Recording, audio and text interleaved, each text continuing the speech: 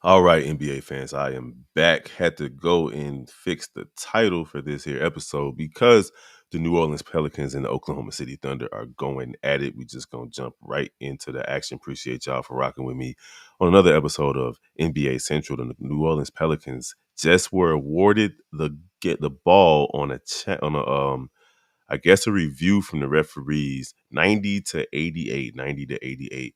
The New Orleans Pelicans lead the Oklahoma City Thunder. I'm your boy, Big Bro. Welcome to another episode of NBA Central.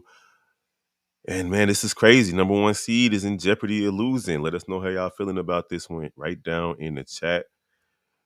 NBA Central checking out the New Orleans Pelicans versus the Oklahoma City Thunder. The Oklahoma City Thunder are down 88-90 with 2 minutes and 40 seconds to go.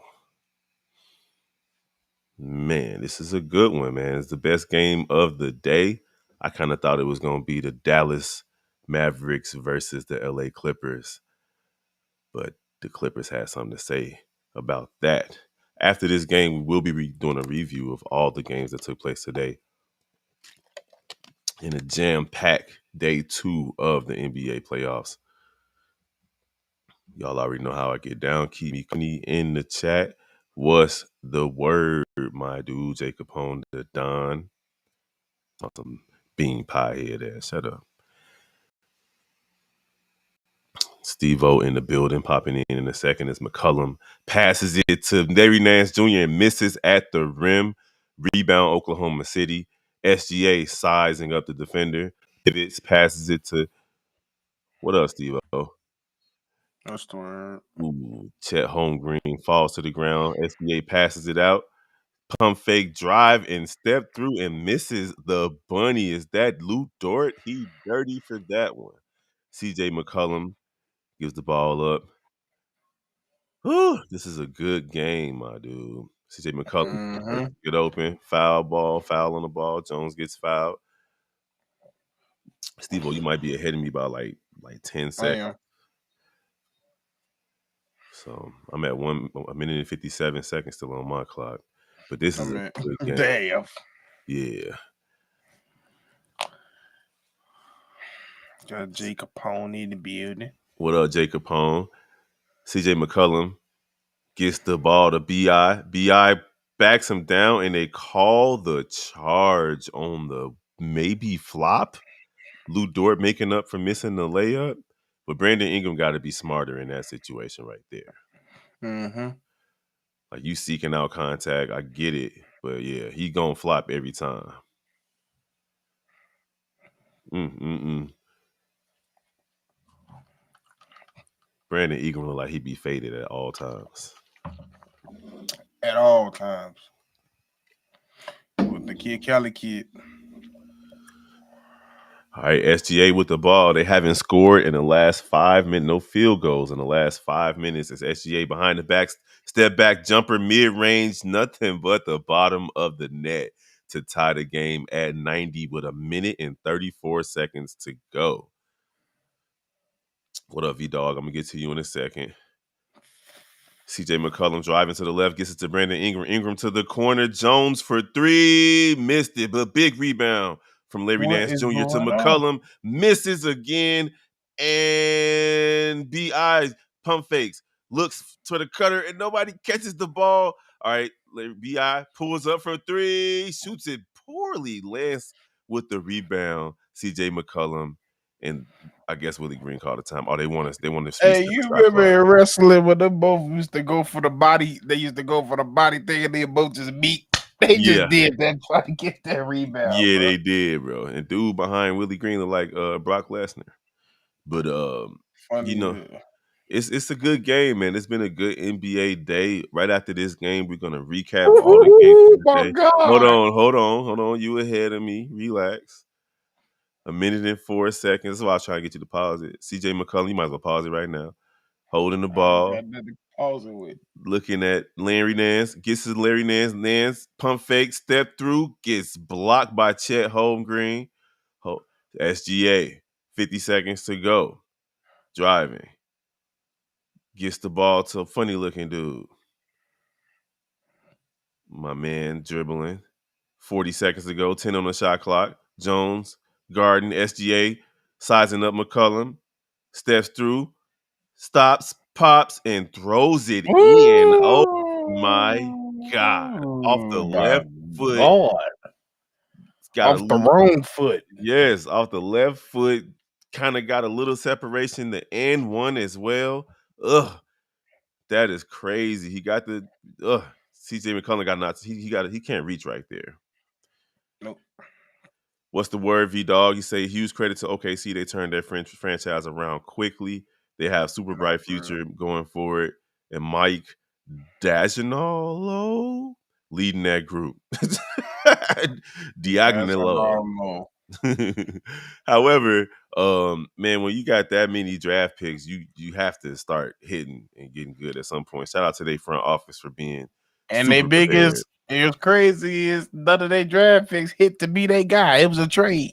Yeah, SGA, he's the guy, but the surrounding cast and Chet Holmgren looking good as SGA completes the 3-point play, 90-93, the number 1 seed in the West. The Oklahoma City Thunder, who a lot of people are down on. We've heard former NBA players say that they're the worst, or not NBA, but Shannon Sharp said that they're the worst number 1 seed that he's seen in a long time. Bro.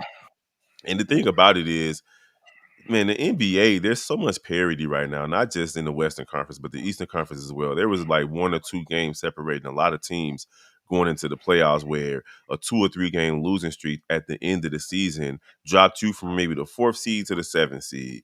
So that doesn't mean that the Oklahoma City Thunder are like so much better than New Orleans, or New Orleans shouldn't have a chance against Oklahoma City. It's just the reality of the NBA right now. These guys respect each other as opponents, and even with Zion being out, the Thunder are getting everything they can handle from New Orleans tonight, Steve.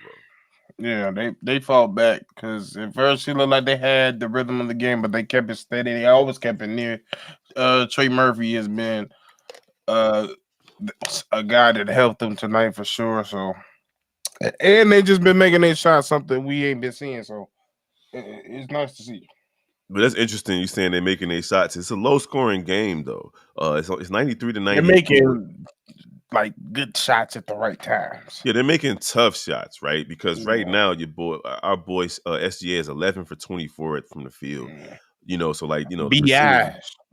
Go ahead. BI it ain't too good right now. I think he 5 for 20. No, 5 for 17. Yeah, so it's just one of those things, but the others got to step up, and tonight is one of those nights where the others are stepping up. With both teams are shooting, at or around 40%. 30 seconds to go. McCollum drives, tries to step through, spins, baseline, fade away, knocks it down. 92-93 New Orleans, down 1 with 24 seconds to go. About a 3-second difference with 2-second difference on the shot clock. Woo. I ain't gonna lie. He underrated when it comes to handles. When it comes to handles, yeah. Oh yeah, CJ, he can create his own shot, but he's not a creating point guard though. I think that's the big problem that they have here in New Orleans, is that he's a bucket getter. He's not gonna set or facilitate. But they've been having what's his name run the point too though. Trey. Yeah. Yeah, because if I'm not mistaken, Trey, he the one that played at Virginia, right? I believe so. Trey Murphy. Yeah, he played at Virginia, so he played some point guard when he was at Virginia. Chet Holmgren missed the first free throw, 93-92. New Orleans, 14 seconds to go. New Orleans down 1, trying to steal one on the road versus the number 1 seed, Oklahoma City Thunder. Chet lines up the second free throw and knocks it down. It's a 2-point game. Timeout on the floor. So we could see overtime basketball, and with what was pretty much otherwise like a pretty lame basketball day, G. Like all these other teams got blew out. This is the first game where you really have to even pay attention in the fourth quarter. Dallas made it a little interesting against LA earlier, but Milwaukee, Indiana kind of made it interesting a little bit in the third quarter, right? Yep. With Milwaukee. Nice little run. Yeah, I think they got it down to 12, but nobody was really threatened today, man. Boston looked real good, too. So we're going to talk about all the games, including this one when it ends, if it doesn't go to overtime, of course.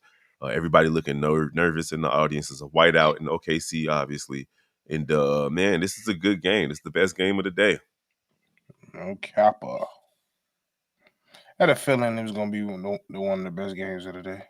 I thought it was going to be the Clippers versus Dallas. I didn't.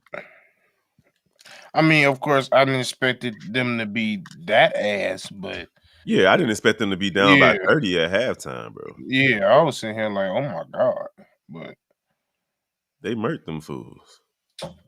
Most definitely. So let us know how y'all feeling about today in the NBA and tonight's game, the game that we're watching right now.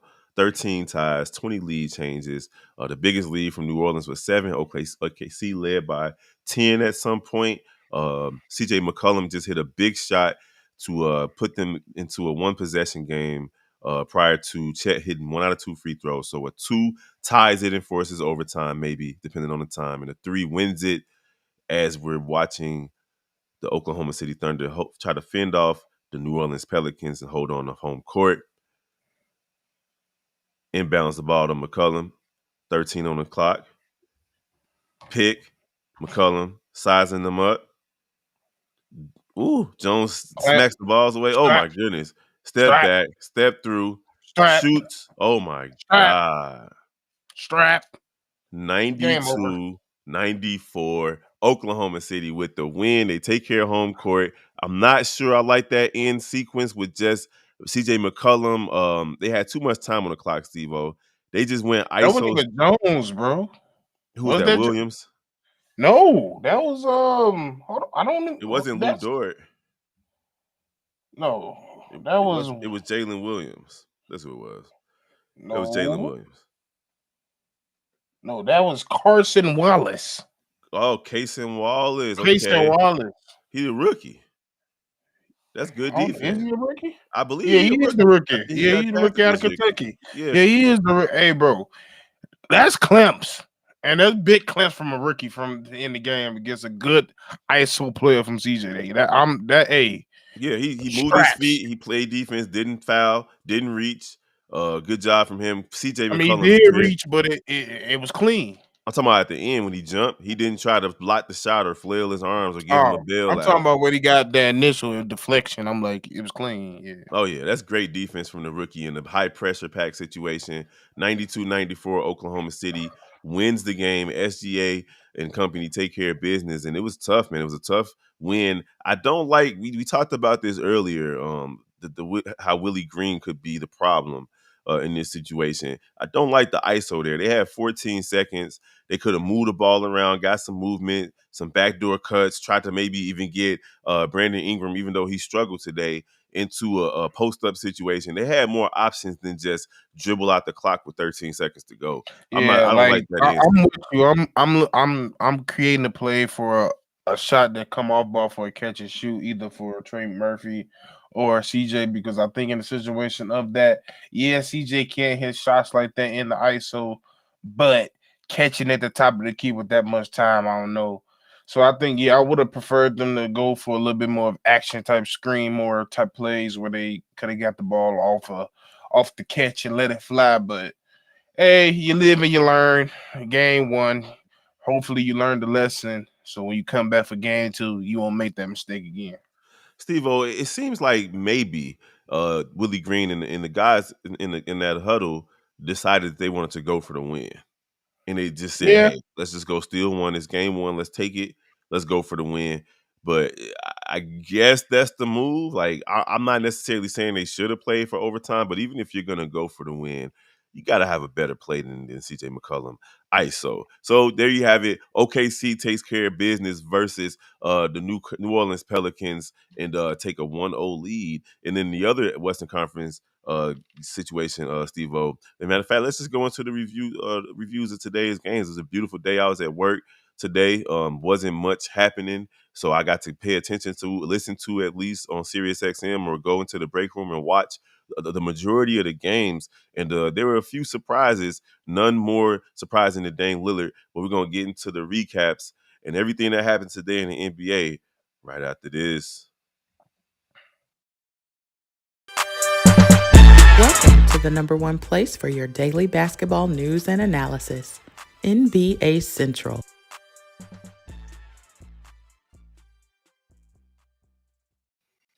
All right, NBA basketball fans, it's your boy Big Bro and Steve. We in the building. We just watched an incredible ending to, frankly, the best game of the day with the Oklahoma City Thunder narrowly escaping a home court loss in Game 1 as the #1 seed in the Western Conference. It's your boy Big Bro. We got Steve on the building. What's good, Steve?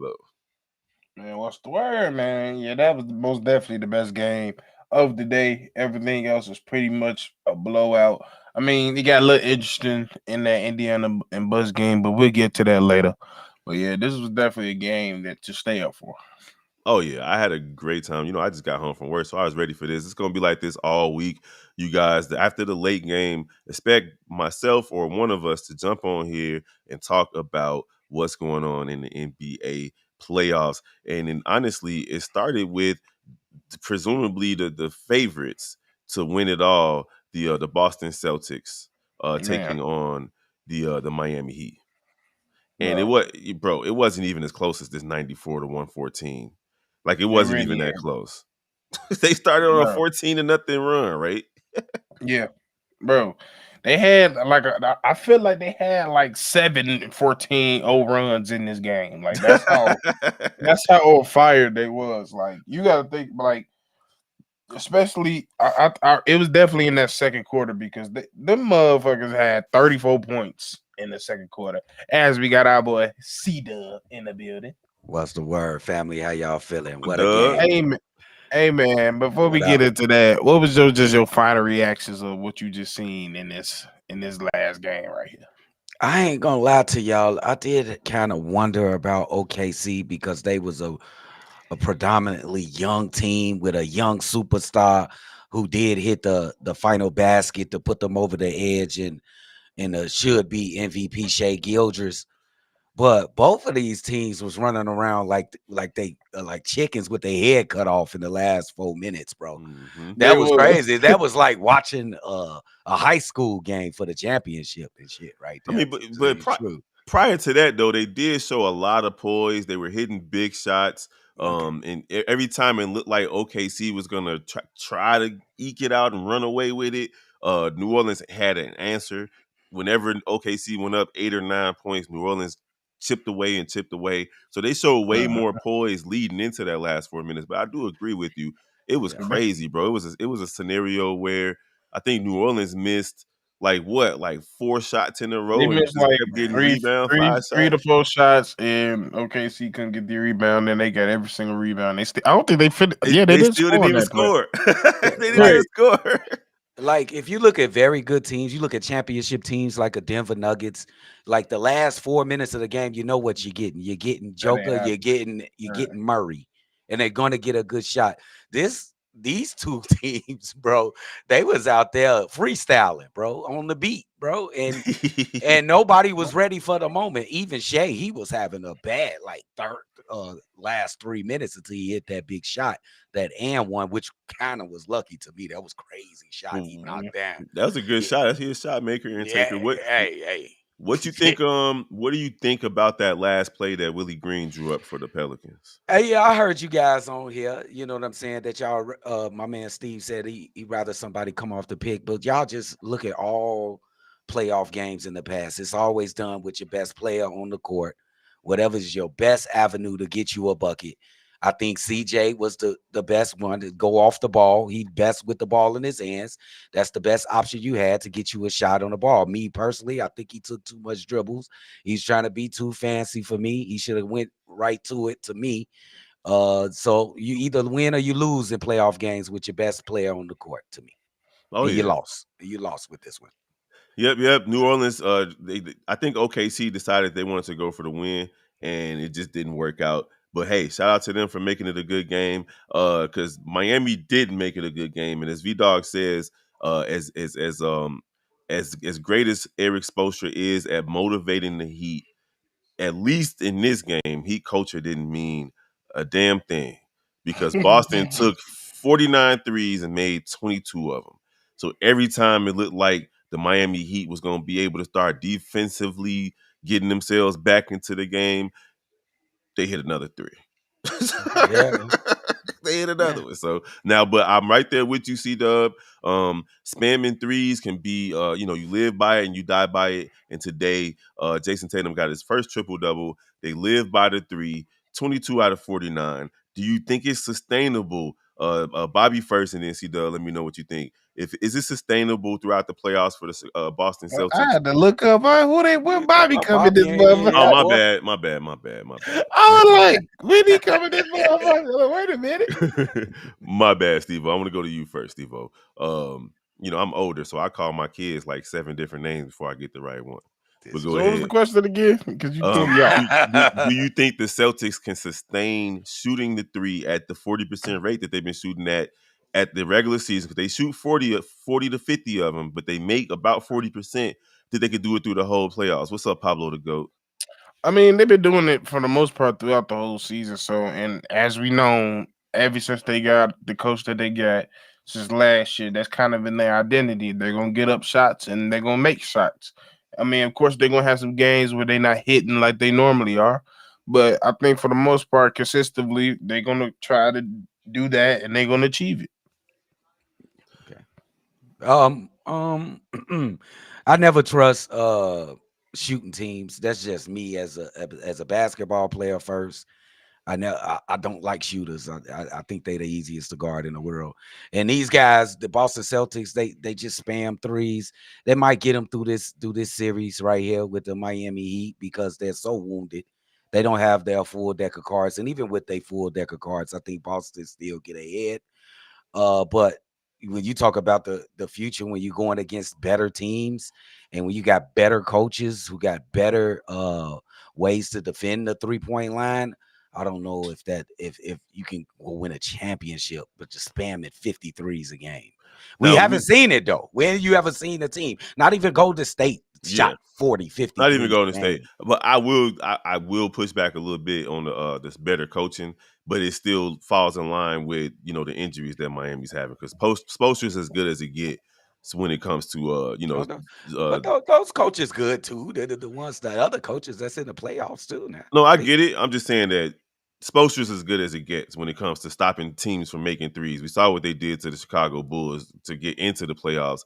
They're not going to beat Boston, but even with this wounded team, Boston's not going to have a cakewalk. We all know that today is not how it's going to go, for the rest of the series. Maybe it will, though. Maybe this is Boston's year. We talked about it earlier. This could be their Milwaukee type advancement to the finals, man. So good job for the Boston Celtics taking care of business at home today, and taking doing their thing. But the game 2 of the day was the one that I was surprised about, and I know my boy Dub is excited to talk about Dallas versus the Clippers. The Dallas Mavericks came into LA and laid a complete egg, an embarrassing egg. Wait, y'all surprised? They end up losing 97 to 109. So the score looks closer than what it was. But at one point, the LA Clippers were up by 30 on this team, led by a vintage James Harden and Russell Westbrook with energy off the bench to take care of business versus the Dallas Mavericks. Go ahead, C-Dub, man. Go ahead and talk about how you feel about this game. All right, let's first start with the Clippers, man. You ain't got your best player, but guess what? You got to equally bet. You not an equal. He ain't the same. He ain't the same as Kawhi Leonard, but he like a 1B. He a 1B out there. And then I just want to make sure Paul George, right? Yeah, I'm talking about. You know who I was talking about, Paul George. But then I want to make eye contact with Steve. James Harden. James Harden is still unbelievable, Steve. You can't count him out. He get in this game and he looked like Houston James Harden out there, big dog. That looked like Houston James Harden, them running up down the court, step back threes all day. And then you want to talk about Zubac? Mm-hmm. Zubac had a career game. Who they got down there that can deal with Zubac? They got some athletic bigs over there in Dallas, but they ain't got nothing for Big Zoo. Zoo just do what he gonna do. He gonna rebound and put the ball back in the basket. He gonna dunk it home. But I want to talk about Dallas, bro. Like, for one, Luka all by himself before he got Kyrie was already a black hole. He get the ball. Ain't nobody else getting it unless he want to throw a fancy assist to you. And you better hit the basket when he get to it. But now it's like a two-headed hydra now. It's a two-headed hydra. It's only gonna be Kyrie and Luka getting 30 points. Look at that. Look at the scorecard. When you look at that scorecard, do that look like a playoff team to you? Well, so let me say this, C-Dub, because I'm right there with you. I'm disappointed though in the others from Dallas with them not really necessarily taking advantage of the opportunities that they did have. Daniel Gafford during the season was hitting the most shots ever in consecutive games, so on and so forth. 1 for 4. PJ Washington 4 for 10, 2 for 7 from three. Then you had Derrick Jones Jr., who was a complete no-show with 0 points on 0 for 4 from the field. So even if you're not going to get that many shots, you got to make, some of the shots that you take. And I think that's where the point of, sorry, I know I'm just hopping in, but that's where Luka not understanding how to play, how to empower his teammates in situations like this, because there's no reason why Daniel Gafford should have only taken the 8 points between Daniel Gafford and Derrick Jones Jr. And while Kyrie took 18 and Luka took 26, that's not acceptable, bro. It's just not acceptable. As a player, we know superstars get you to the dance. A lot of times, role players is what wins you those close games. And the defense of the LA Clippers, it can't be Luka taking 26 shots. And until Luka is willing to sacrifice the numbers to win games, this is the results you're going to get against a deep team like the Los Angeles Clippers every single time. You are absolutely right. Go ahead. I don't know why you talk with all that bravado with your chest, because we told you this could happen if he was going to come out here and play that type of brand of basketball, which we knew he was all susceptible to do. And then with the James Harden shit, another thing, we know that he could do it sparingly. It's about consistency. Now, I will say this. I will say this, Steve-O. This is the second season in a row where he didn't completely disappear.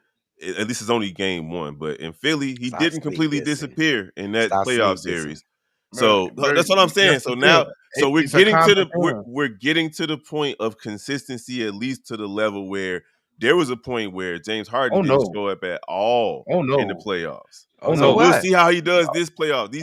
No consistency. He don't get none of that. It's championship now. Yeah, absolutely. He's fucking 13 years in. I don't care about you. As far as we concerned, when it comes down to getting close to the big dance, that's when he shrinks, and that's the point in time. So I don't care. I don't care what he's doing right now. None of this matters. It does matter if you want to advance to the next round. It matters. It does, and especially with Kawhi Leonard's out. But not on the grand scheme of things, it don't. I give Kawhi Leonard credit for what he did today. So before we move forward, we're gonna hit a few of the comments. Welcome to the chat, though. Officially, Big Dog. He was out there kicking it. I like the Cognac Boy shirt. I saw mine today. I was like, should I rock that with a day? But hey, so fuck them niggas. No. I wore this to work. It's like sports day at work. So V Dog wants to comment. Steve, he said, "Yo, Steve-O and Kev, and of course the rest of the gang. I'm shocked. As great as J Kidd was as a player, he's a horrible, terrible head coach. I'm shocked that J Kidd is just allowing Luka to go 1-on-1 when you have another legit superstar to help him out. I already know how C-Dub feel about this. Damn, why everybody blame the coach when the team, you got a nice team right there?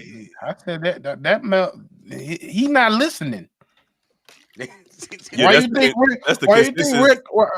you think Rick Carlisle went to Indiana? Exactly. That's the consensus that we came to on this panel a few times about Luka, is that, hey, when a coach challenged Luka, he got up out of there. And Rick Carlisle is a pretty good coach, but the Mark Cuban and the ownership of the Dallas Mavericks are going to choose Luka. So J Kidd only has so much that he can say and do in regard to what Luka is doing. Like, he's not necessarily just letting him or allowing him to shoot a lot. It's Luka's team. Hey, can I say this also about the game? They can be so fantastic offensively as much as they want, Kyrie and Luka, but they can't hide on the other side of the court. The LA Clippers got scores in every position. They cannot hide. They were getting blown by and scored over all game. Now, if they can find out a way to have those guys on the basketball court and have them be effective defensively, then they got a shot. But I don't see it. They ain't never been defensive players. Can I just make this clear? I don't believe how most of these people believe in Dallas. I quite honestly think you can sweep these motherfuckers. Oh, they quite can. honest with you. The Clippers have that capability of doing that. Yeah, absolutely. Like I like everybody looking about how they end the season. I'm like, bro, their style of basketball is not conducive for playoff basketball, and it's very easy to scheme defensively wise to stop them. Case in point, they only had 50 points at half.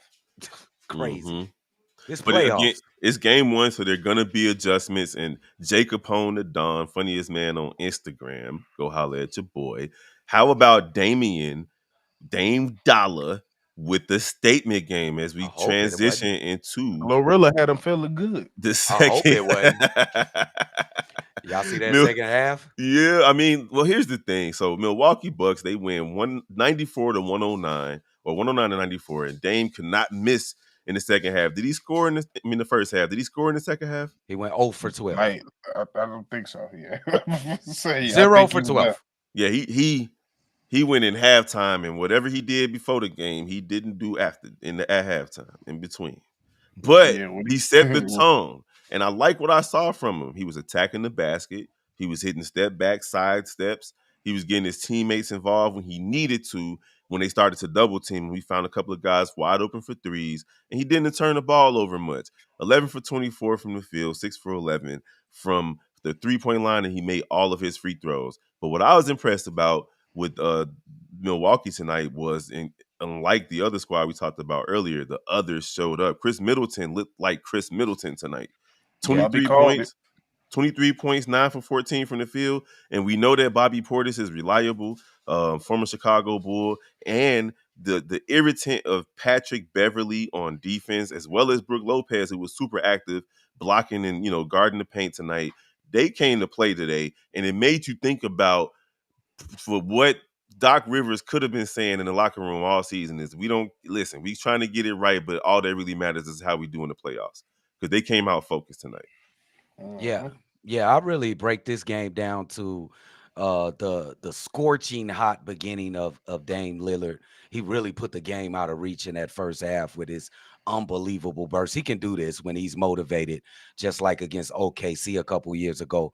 But really, the game was won with these two guys. Bobby Portis, we got to start respecting this dude because the dude can just hoop, bro.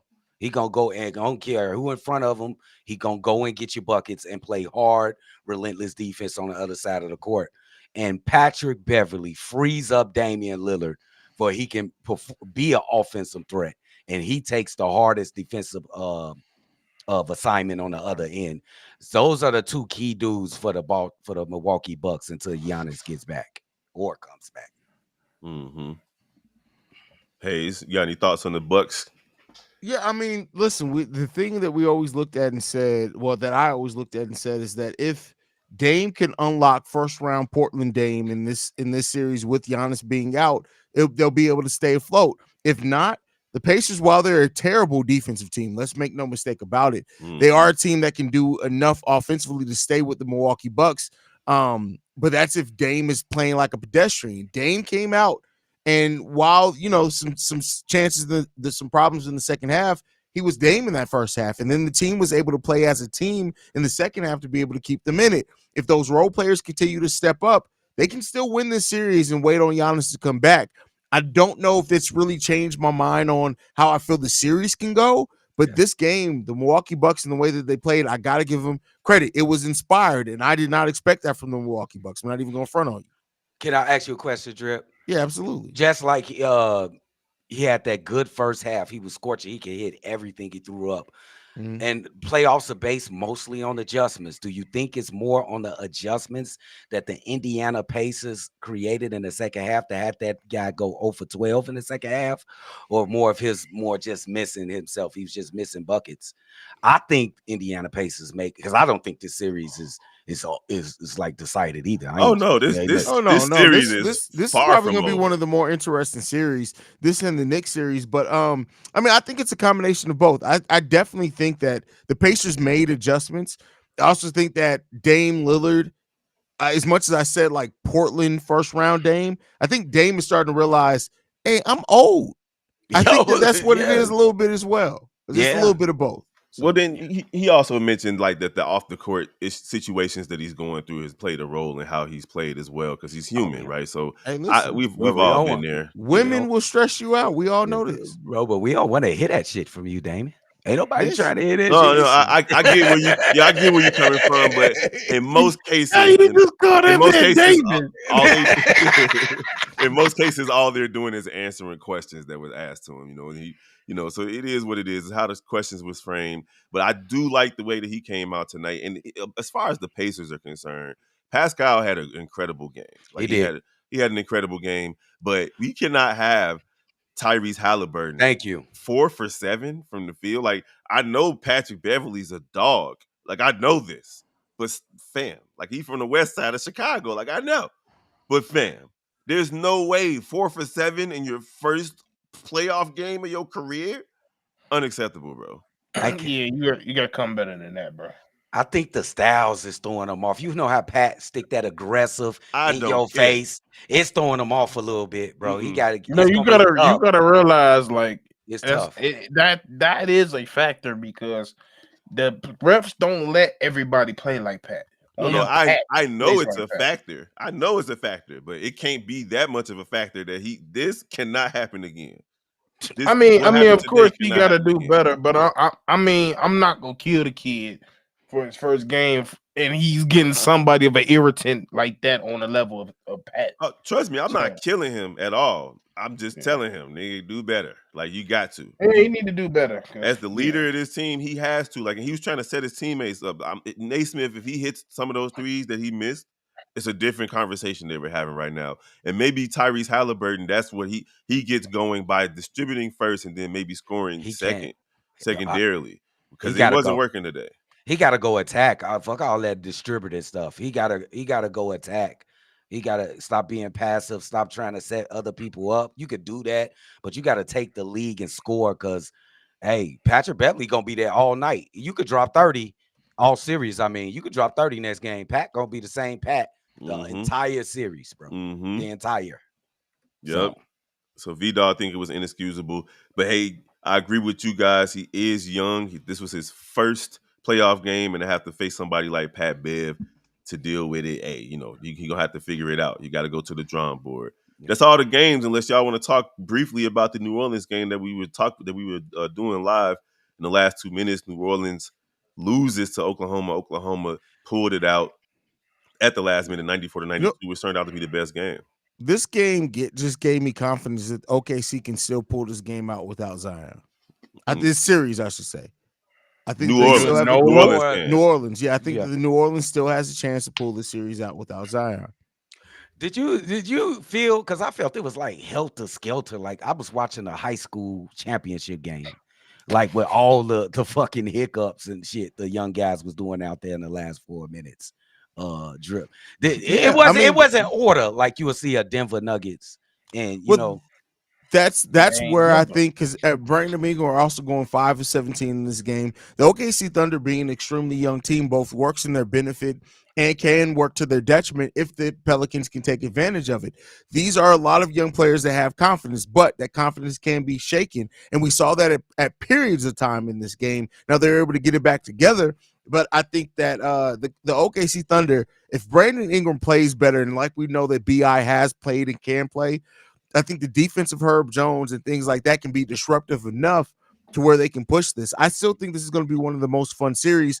I'm still going to pick right now OKC Thunder to win. They got Shea. He's an MVP candidate, in my opinion. He should be the MVP this year. Yes. But this, I think, should give a little bit of confidence to the Pelicans, too, that with better execution, some better shooting, they were right there. Mm-hmm. Yeah, bro. And CJ McCollum missed by like that much, and that was a game winner. Can we be done with CJ McCollum? He ain't never there, bro. He ain't never there when you really need him. He played all right tonight, though. When you really need him, where is he? Where is he? That's I mean, the whole team shot really bad tonight, and that's part of. You shot 38% in a playoff game and only lost by 2 points. That's it. So, what do you think of his last possession, Drip? Hell, CJ's last possession. I mean, that was a DeMar DeRozan last possession. I'm not going to. I promise you, that was he tried to put a little bit too much hot dog into it. He could have. I would have attacked at least, try to draw a foul. You didn't need a 3 in that case. Like they want. I think they determined that they wanted to go for the win. Like I think that was predetermined. But now that like it's going back in my mind, it kind of feel like they kind of zoned him because that I replayed it. He didn't really have nowhere to go because the left it was somebody right there, on the right it was somebody right there. So it was like you gotta take this shot. No, he could pass. No. Hey, Steve, he could have passed. It was like 4 seconds left. Nobody was looking to catch it. Pass. Like nobody was looking to catch it though.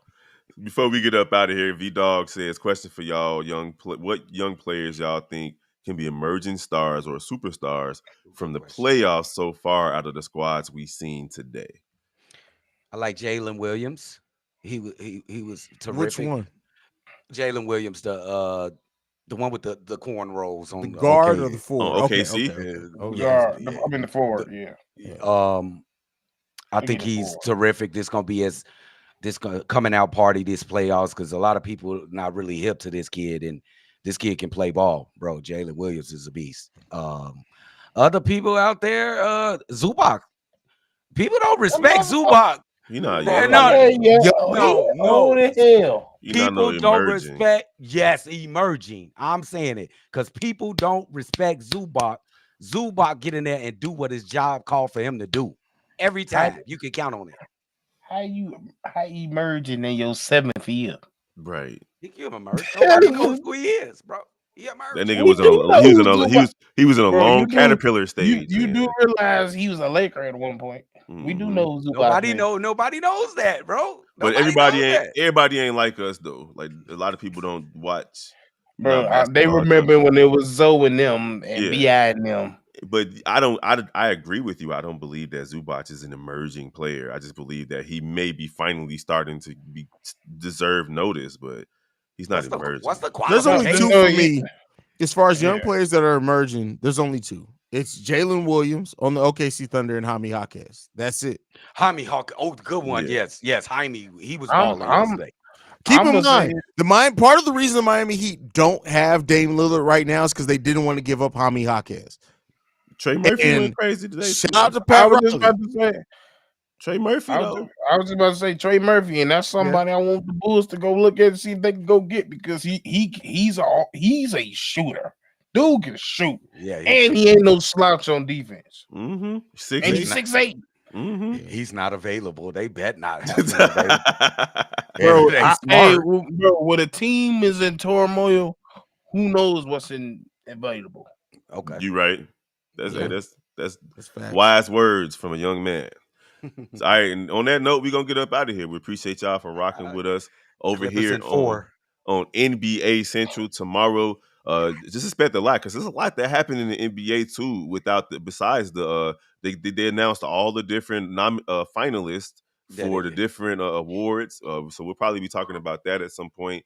And who knows what else will be coming from the NBA? But right over here on NBA Central, Alex Caruso, man. Oh man, we're gonna have to talk about that, man. For real. On the team that gave up the most. You said somebody from Indiana won that got first team, right?